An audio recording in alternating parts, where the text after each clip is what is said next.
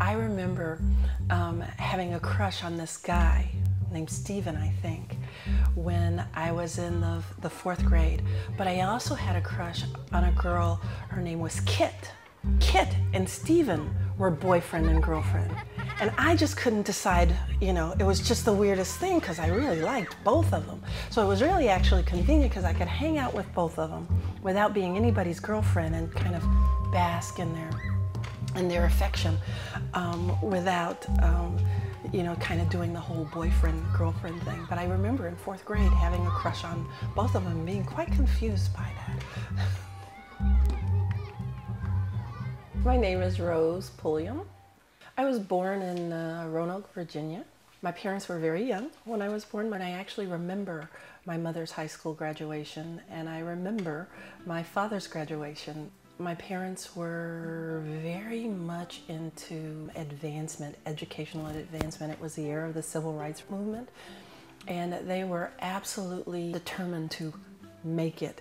And by make it, it meant some level of economic stability. There were some ladies down the street in Virginia, I can't remember their names, who lived together, and they were just known as the funny women. They were very much accepted in our community in certain ways. They weren't made fun of or anything, but it was also not something that anybody really talked about in terms of kind of lifestyle or anything. So I didn't have a sense that it was possible to live in a different way other than the way that I was living. And not just heterosexual, really, you know, prescribed way. You marry, you have children, you raise them. So I remember that the day of my wedding, I didn't really want to get married, but I didn't know how not to. I had made a promise and I wanted to keep it, but I didn't really want to get married. And my father, everybody else had gone to the church. It was a church wedding. Everybody else had gone, and we were going to drive to the church together. And he said to me, "You don't have to do this. I will go and I will tell everybody you changed your mind, and you don't even have to show your face." And I said, no, I'll do it. The promise was beyond just getting married. The promise I had made to myself and to him basically was that I would really make a go at having a family and having a family life. And I did my very best to make that happen.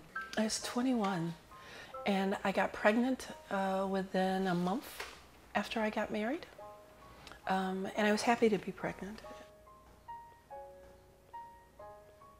I was quite stubborn and quite successful in many ways. And at some point decided I just kind of needed to live and live differently. So he became very violent after I ended the marriage and stalked and vandalized my stuff, broke into my home, raped me. It was a nightmare, a horrible, horrible nightmare. And falling apart's not so bad. Everybody ought to fall apart every now and again.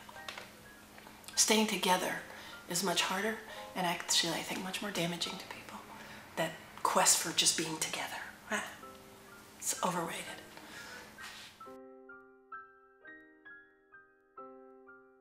And my grandmother was amazing.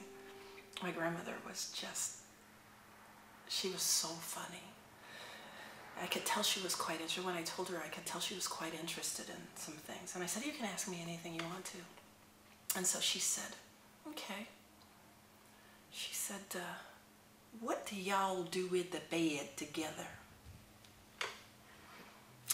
And I thought, well, I told her she could ask, so I should be prepared to answer. So I said, "Well, do you know what you and Papa did in the bed together?" She said, "Mm-hmm."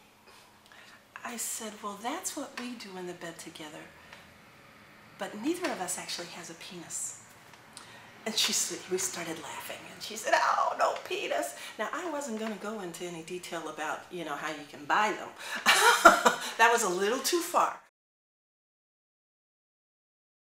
Because culturally, we're expected to latch on to some identity And, you know, for that identity to be fairly, you know, in a box, it was difficult for me because I didn't know, you know, I had to be one thing or another. I couldn't be all things or anything, or I couldn't decide that I was this thing now and this thing later, which is, you know, I'm at this point in my life, I'm 50. It's like, I don't have to be in anybody's box. It really is about discovering and creating, more about creating who I am in this life and in this body, and allowing experience and allowing exploration to do the definition rather than labels or boxes or squares or needing to be one thing or the other. I can be anything or everything all at once. It's quite liberating.